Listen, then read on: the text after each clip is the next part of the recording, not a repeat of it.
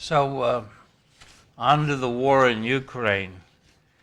I guess my question is, how do you imagine victory for Ukraine and for the West in this disaster? Anybody have any thoughts? How's this going to turn out? Very badly. Putin's going to go after other countries too. This is just the beginning. And now China's going to engage with Russia, and it's beginning to look like the final days. So people should be going and finding their copies of the late great planet Earth and perusing it? No, just enjoy the fact that we have electricity, heat, and food, because that's going to be I don't think this generation's going to see the life that we had. I don't think the news media is telling us the whole story. How's that? About a week or so ago, I mentioned the fact about the youngsters, and they bombed a child's hospital or a school and killed many of them. But we don't hear too much about that. It's too bad that these youngsters have to live under these conditions and have to suffer. But that's the price. But you know, they're saying, oh, Russia's this, we're going to have sanctions and sanctions. Are we getting sanctions for here? Who's giving us sanctions? Okay, the other thing that bothers me is if they can spend $1 trillion, why can't they spend it in this country and take care of the bridges and roads and just kind of fix our infrastructure? We send the money over there to do what? We think we're defending democracy, right? What is democracy? Well, here we go again. What democracy do these people have? They're communistic countries, both of them. So what democracy do they have? Are we forcing ourselves upon them? Are we becoming a police of the world? Something's screwy here. And as far as, you know, some of the things that Biden has said, he doesn't take any questions. I'd like to know a little bit more. I'd like to know the truth. Michael, what do you think about that?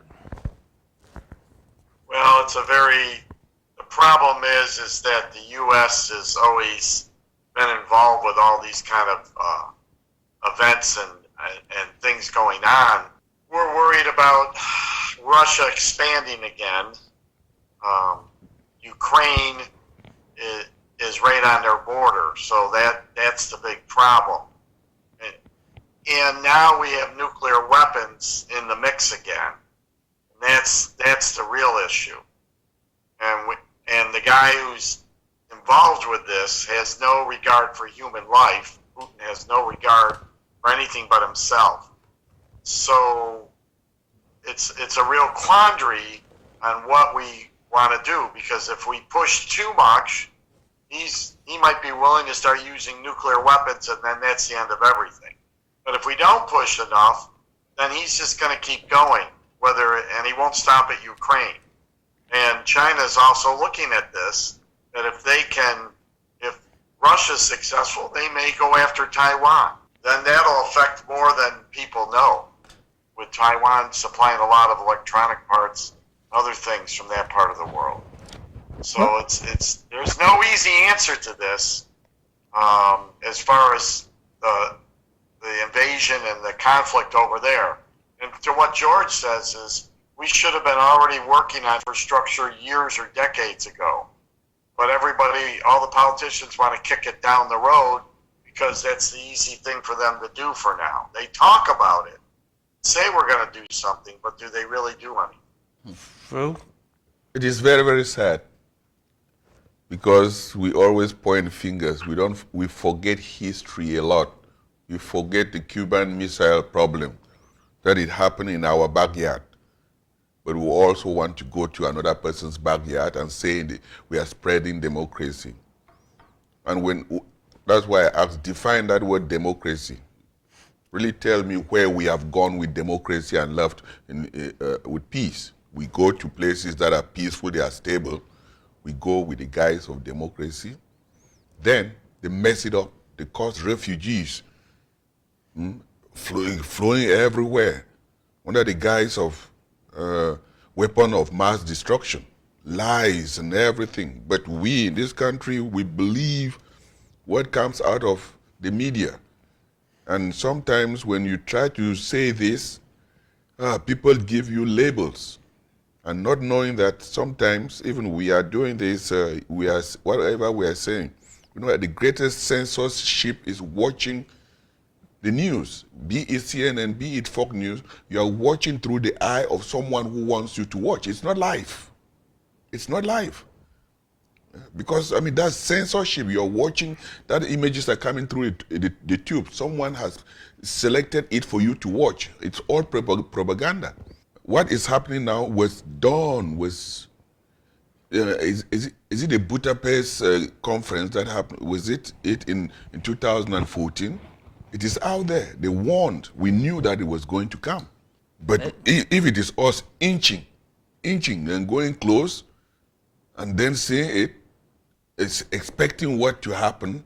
When the other person is reacting, it's only the craziness is only from the other side. Some people are in Washington, they will make decisions. They have never probably gone and lived in these places. They sit there, they read books, they make decisions and put people's life at stake. Let me just read you definition of war as explained by this woman during. She said that war is a place where young people who don't know each other and don't hate each other kill each other by the decision of old people who know each other and hate each other but do not kill each other. That is you see, these are young people dying. These young people do not know on both sides. But people who know each other because of political and business and economic reasons, they are pushing these innocent young people to go and die. For what? Under the guise of democracy or economic. It's good that we face all these things right and educate the masses as to what is going on. The other thing we forgot all about is germ warfare. I've heard so much about germ warfare.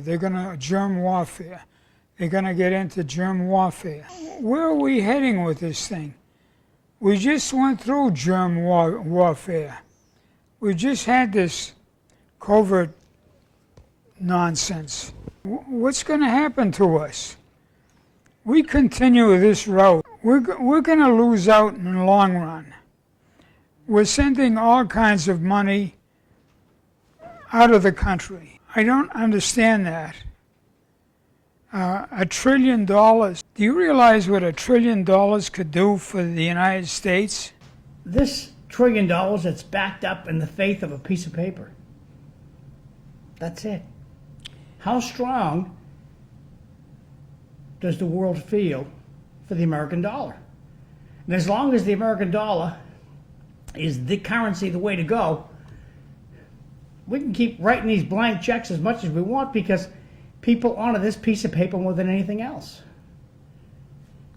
China, they want the yen. It ain't going to happen as long as the yen is never going to be the number one monetary piece of paper, because I'm going to guess theirs is paper too. I have never studied the yen.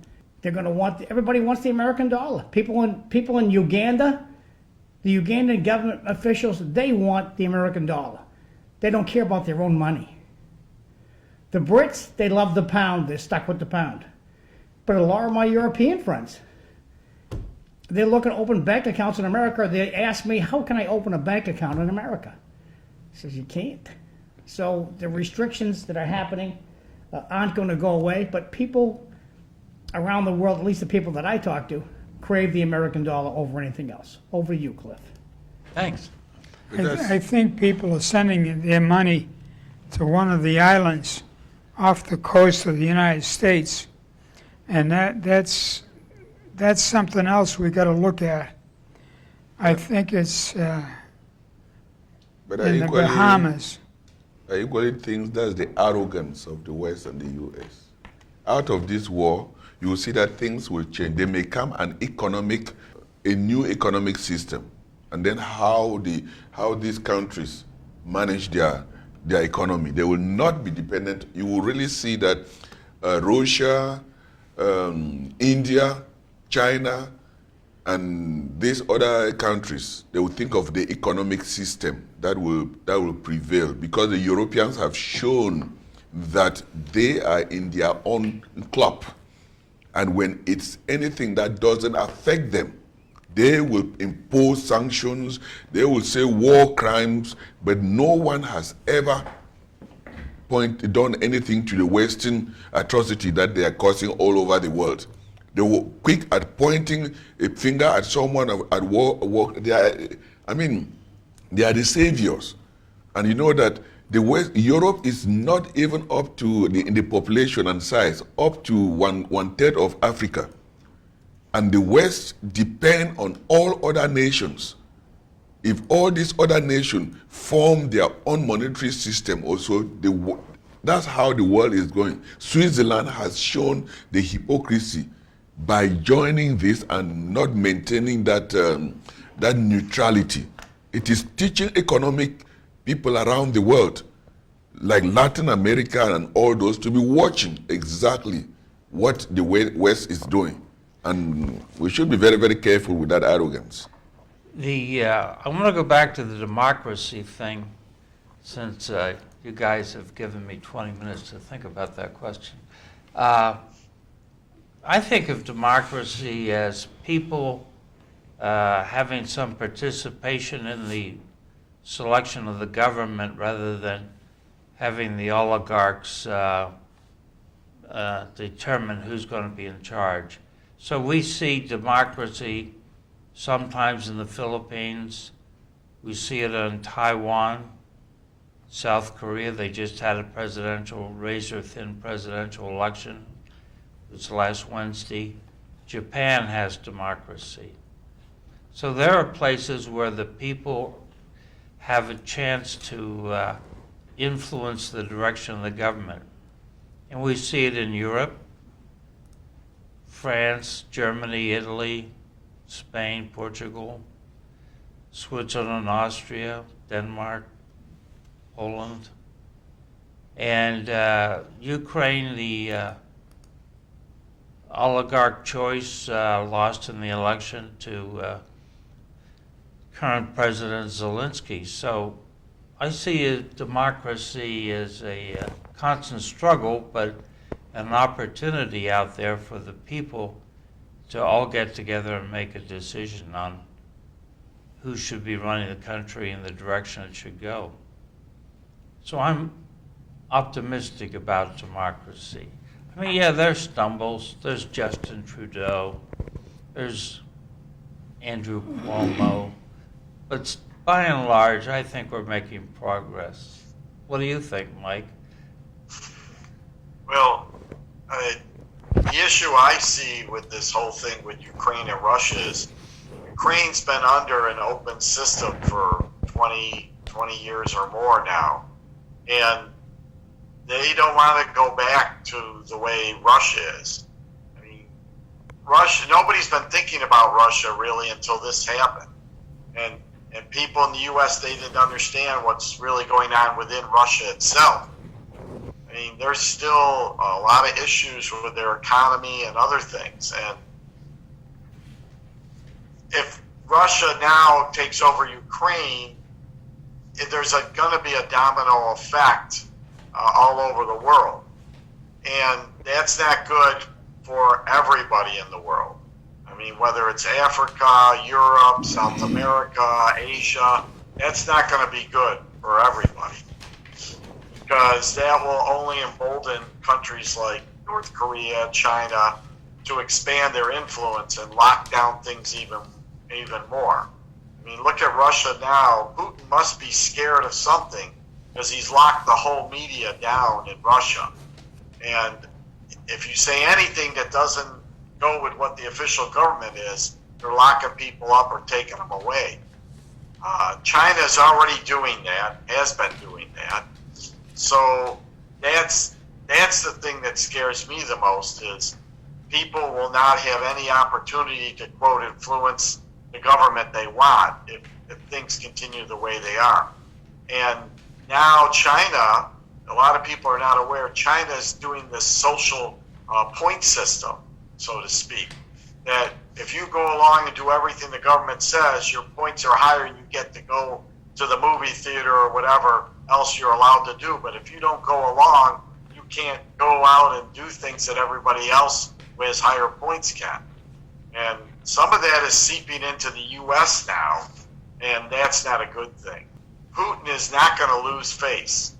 I mean, the Ukrainians can keep fighting, the West can keep supplying weapons, and this can go on and on, but he's not going to pull out now that he's in there.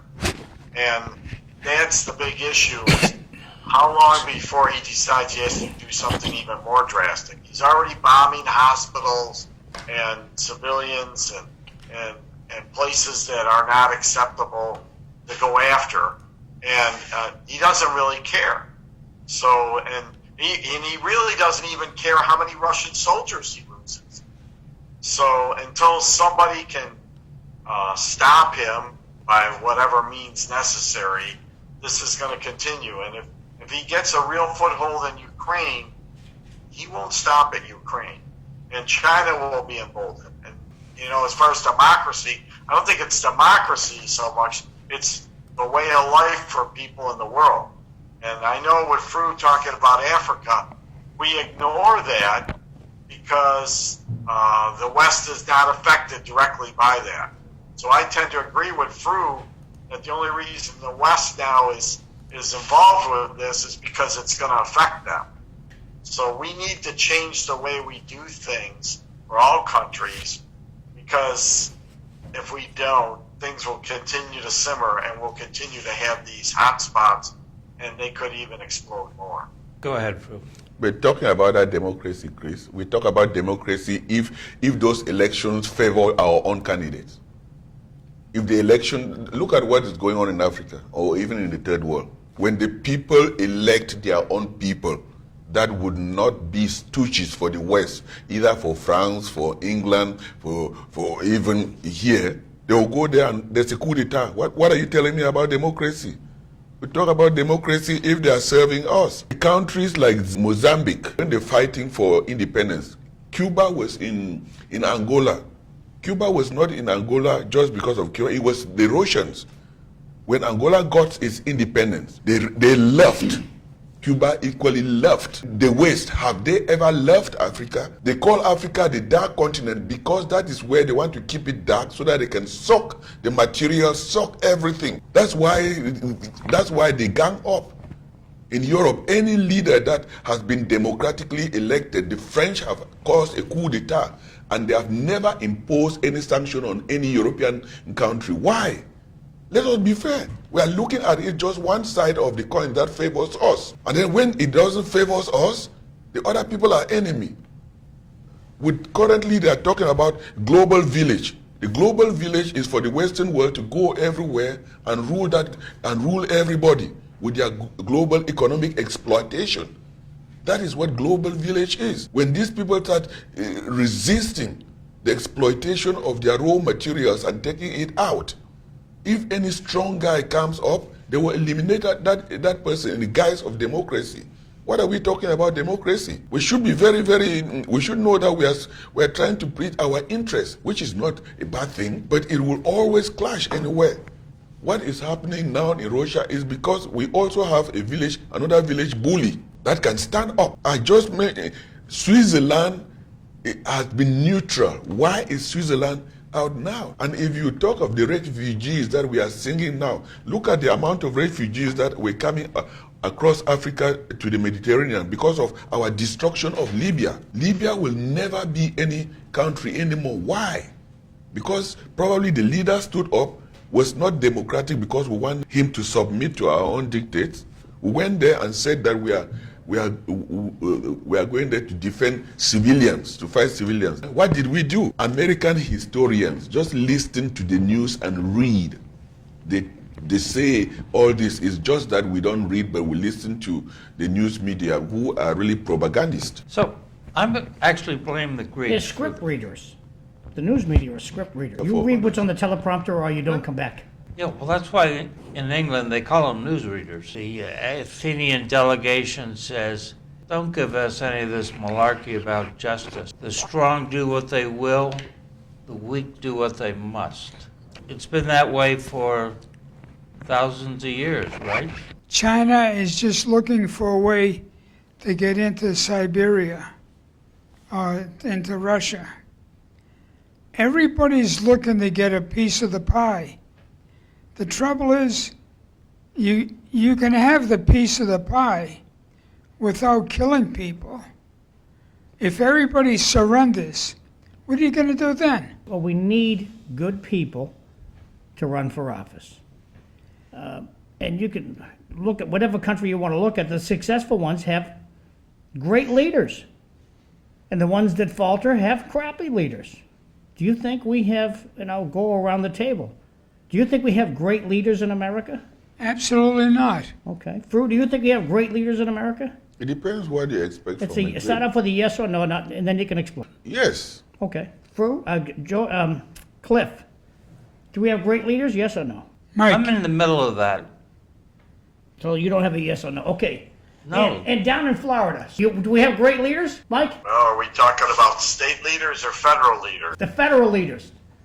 Do you think we have great people down in Washington? I don't think so at this time. There's just too much money being involved with the lobbyists.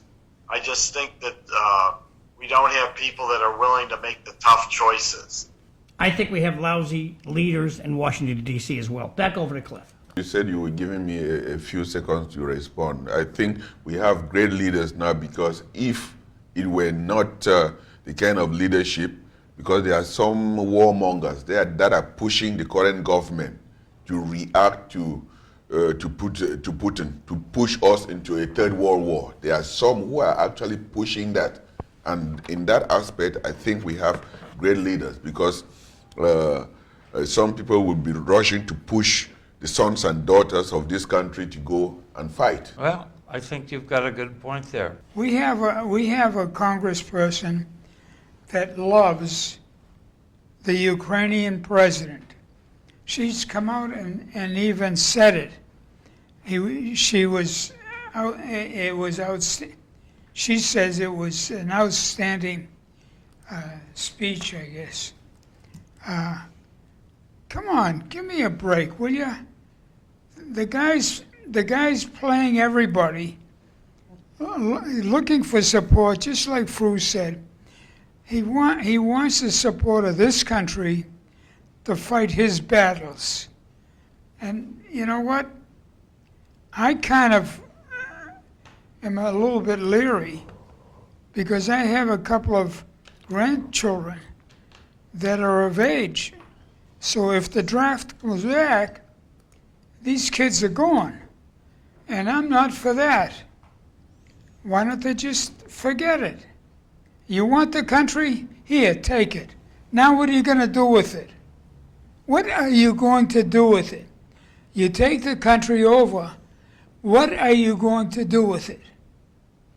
They're telling us that we're going to have a shortage of wheat. Well, we wouldn't have that shortage if people just kind of minded their own business.